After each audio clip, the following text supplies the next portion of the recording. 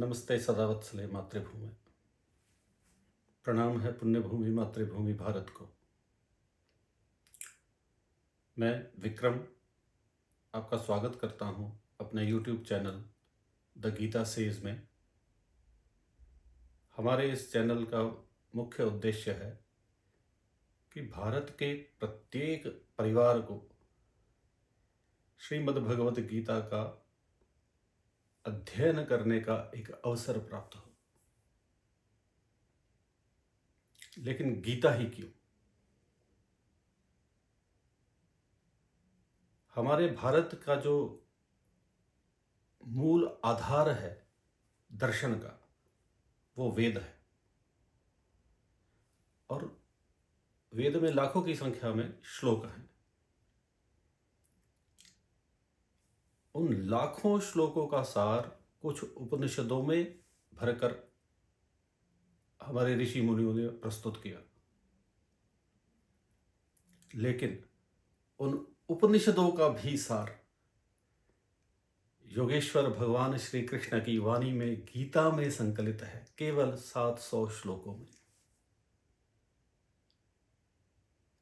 अगर हमने उन 700 श्लोकों का सही में भाव पकड़ लिया, वैसे तो उन श्लोकों को जितनी बार भी पढ़ें तो हर बार एक नया भाव पता चलता है, लेकिन अगर हमने उसके भाव को पकड़ लिया 700 श्लोकों के, तो निश्चित रूप से ही न केवल सांसारिक रूप से बल्कि आध्यात्मिक रूप से भी हमारी उन्नति को कोई भी नहीं रोक सकता है। और ऐसा नहीं है कि गीता का सार, गीता के उपदेश हम जानते नहीं हैं। बहुत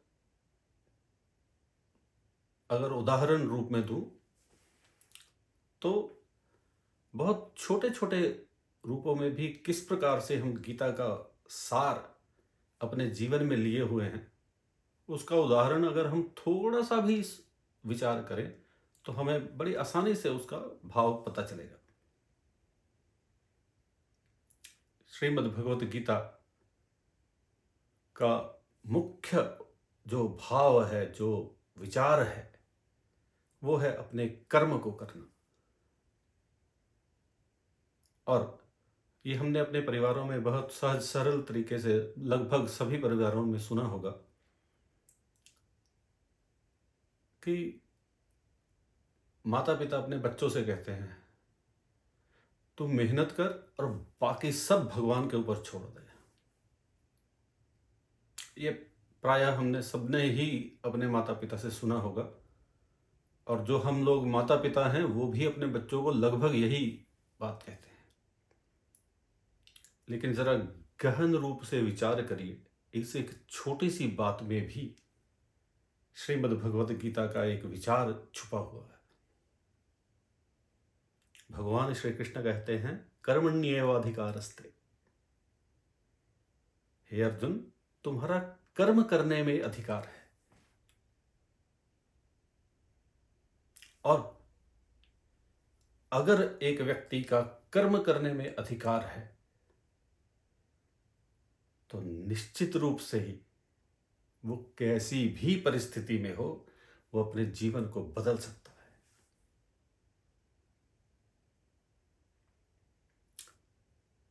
स्वयं गीता में स्वयं भगवान श्री कृष्ण कहते हैं कि कोई कैसा भी पापी हो, लेकिन अगर उसने निश्चय पूर्वक मेरा साथ पकड़ लिया है, मुझे अपना मान लिया है, तो फिर वो पापी नहीं है, वो धर्मात्मा मानने के ही योग्य है।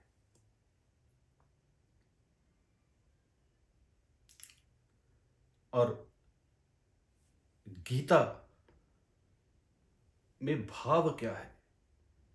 गीता के अगर पहले श्लोक का पहला शब्द पकड़े, धर्म क्षेत्रे कुरुक्षेत्रे, तो पहला शब्द धर्म, धर, और अंतिम श्लोक में यत्र योगेश्वरः कृष्णो यत्र पार्थो धनुर्धरः तत्र श्रीर्विजयो भूतिर् ध्रुवानि तिर्मम। तो पहले श्लोक में धर और अंतिम श्लोक में म। तो इन 700 श्लोकों में पूरा का पूरा धर्म का सार छुपा हुआ है।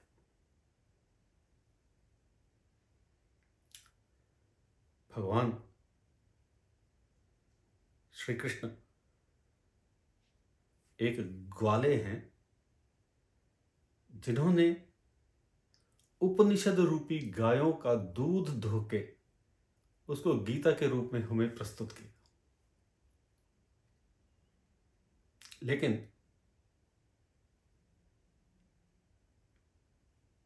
कैसा स्थिति है वो हम जरा सोचें कि हमने भगवान श्री कृष्ण के उस भाव को, उस दूध को जो उपनिषदों का सार है,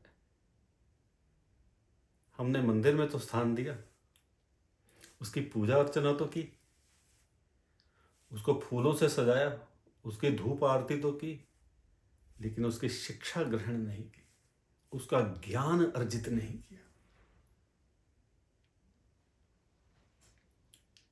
हमारे इस YouTube चैनल का उद्देश्य यही है कि भारत के प्रत्येक परिवार को, प्रत्येक व्यक्ति को इस गीता रूपी ज्ञान का अनुभव हो सके, ऐसा हम अपने इस चैनल के माध्यम से प्रयास करेंगे। और कई बार ये मन में प्रश्न उठेगा कि गीता पढ़नी किसके लिए है, कौन है जो गीता से लाभ उठा सकता है। तो अगर हम गीता के उपदेश की स्थिति के ऊपर विचार करें तो जिस समय ये गीता का उपदेश दिया गया,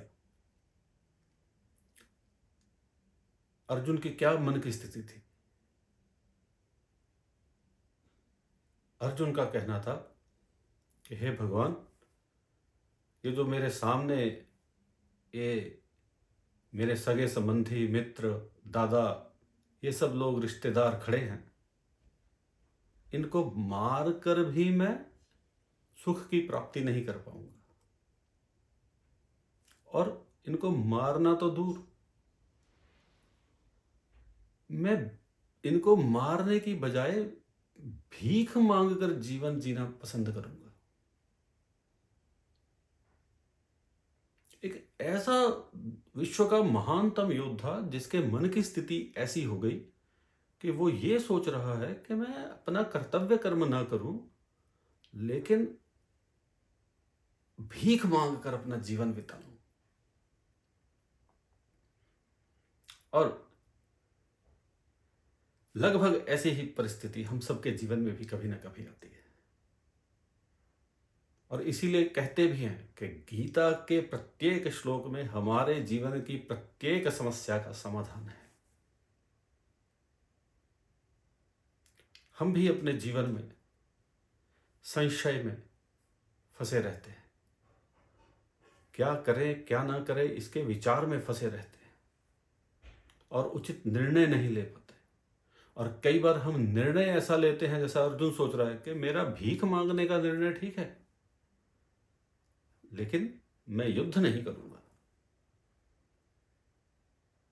तो ऐसे निराशा से युक्त व्यक्ति के मन को भी खड़ा करने का भाव इस गीता में है। और निश्चित रूप से अगर हमारे भारत के प्रत्येक सनातनी व्यक्ति को इस गीता ज्ञान का, और न केवल भारत के प्रत्येक व्यक्ति को, विश्व के प्रत्येक व्यक्ति को गीता ज्ञान का अवसर मिले और गीता ज्ञान मिले, तो वो अपने जीवन की हर समस्या को भली भांति बड़े अच्छे ढंग से मैनेज करके अपने जीवन की विकट परिस्थितियों से निकल सकता है।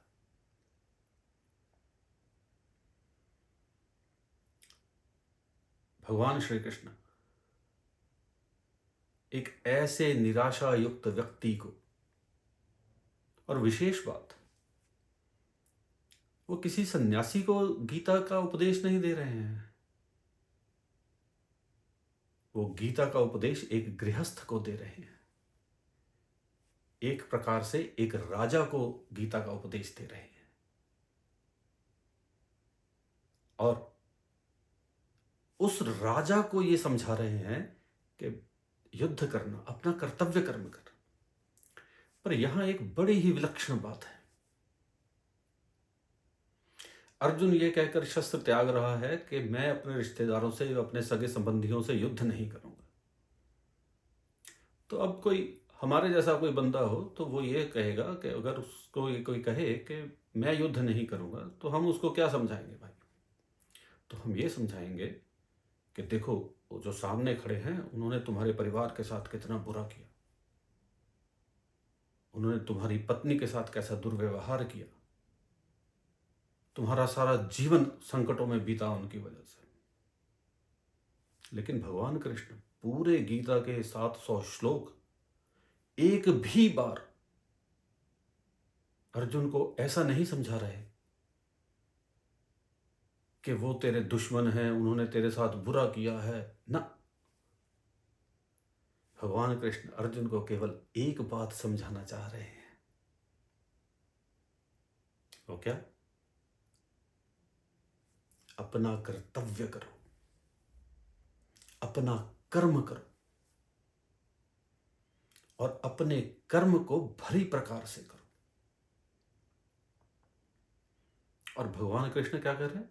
कर्मण्येवाधिकारस्ते, कि हे अर्जुन, कर्म करने मात्र पर ही तुम्हारा अधिकार है। और यहां एक बात फिर से सोचने योग्य है। भगवान कृष्ण कह रहे हैं कि हे अर्जुन, तुम्हारा कर्म करने पर अधिकार है। यहां एक बात मैं विशेष रूप से कह दूं कि अगर हम गीता को समझना चाहते हैं तो स्वयं को हमें अर्जुन के स्थान पर रखकर भगवान श्री कृष्ण की शिक्षाओं को अगर समझने का प्रयास करेंगे तो बेहतर ढंग से उसको समझ पाएंगे। अर्जुन को कह रहे हैं भगवान कि कर्म करने में तुम्हारा अधिकार है।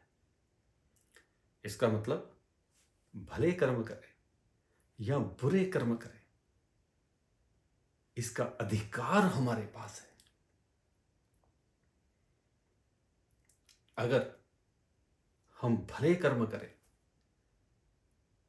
तो हम अपनी कितनी भी निराशा की स्थिति में हो, कितनी भी विकट परिस्थिति में हो, अपने कर्मों से हम उस स्थिति से उबर सकते हैं। और जैसा मैंने पहले कहा कि गीता का भाव हमारे रग रग में ऐसा बसा हुआ है कि हमें पता भी नहीं है कि हम जो अपने बच्चों को समझा रहे हैं वो गीता का उपदेश है। हम अपने बच्चों को सामान्य कहते हैं, अरे कोई परीक्षा देनी हो, बच्चों को, विद्यार्थी है तो उसको कोई परीक्षा देनी है, तो क्या कहते हैं? तू परीक्षा दे, पास हो गया तो ठीक, नहीं हुआ तो चिंता मत करना। कोई डॉक्टर की बनने के लिए परीक्षा दे रहा है, कोई इंजीनियर बनने के लिए परीक्षा दे रहा है, लेकिन माता पिता क्या कहते हैं? तो प्रेशर है पूरा कि सक्सेसफुल हो, लेकिन कह क्या रहे हैं, कहते क्या है हम अपने बच्चों? अरे तू तैयारी कर, बाकी भगवान पे छोड़ दे। यही गीता में भी है। अरे तू कर्म कर, बाकी भगवान पे छोड़ दे। और विशेषता क्या है? एक बहुत मैनेजमेंट की बात हम करते हैं कि अगर जीत गए तो सफल होंगे, अगर हार गए तो हमें अनुभव की प्राप्ति होगी। ये ऐसे कोटेशंस आजकल बहुत ज़्यादा हमें देखने को मिलते हैं सोशल मीडिया पर।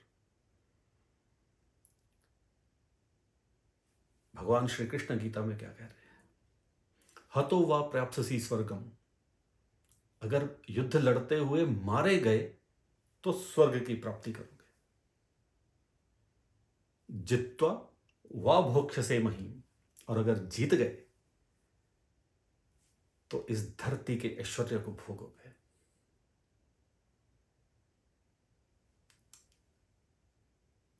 इसमें भगवान कृष्ण जो संदेश दे रहे हैं कि तू निष्काम भाव से बस काम करता चल, लेकिन एक विशेषता है।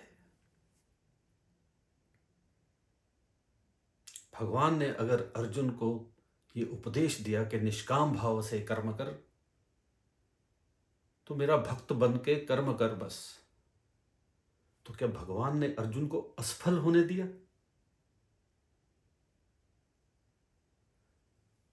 भगवान श्री कृष्ण नहीं होते तो कौरवों के पास ऐसी शक्तियां थी कि वो पांडवों को कभी का हरा देते। भीष्म पितामह को तो वरदान था कि वो जब तक चाहेंगे नहीं तब तक मर नहीं सकते। कर्ण के पास ऐसी शक्तियां थी कि वो उसका अमोघ बाण इंद्र को ने दिया था उसको कि वो जिसको चलाएगा वो मरेगा ही मरेगा, निश्चित मृत्यु। ऐसा कुछ होते हुए भी भगवान की शरण में जाने से भगवान अपने भक्त को हारने नहीं देते। यहीं पे बस समझने की बात है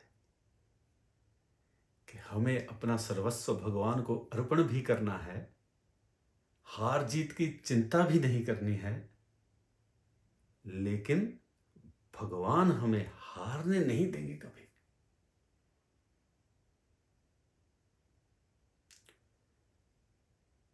और भगवान एक निश्चित रूप से, जैसा मैंने आपको कहा कि गीता के अंतिम श्लोक है, यत्र योगेश्वर है कृष्ण, जहां योगेश्वर भगवान श्री कृष्ण है, यत्र पार्थो धनुर्धर, जहां धनुर्धारी पार्थ है, अर्जुन है, तत्र श्री विजयो भूतिर ध्रुवा नीतिर्म तिर्म, वहां श्री विजय और नीति है, और ये एक अटल नीति सत्य है। इसीलिए मैंने आपको कहा कि अगर हमें गीता के भाव को समझना है तो अर्जुन बनकर के समझना होगा। आने वाले दिनों में हम ये प्रयास करेंगे कि प्रतिदिन गीता के एक श्लोक का अर्थ और आज की परिस्थिति में उसकी हमारे जीवन में क्या व्याख्या हो सकती है, उसके बारे में हम रोज एक श्लोक को करने की कोशिश करेंगे।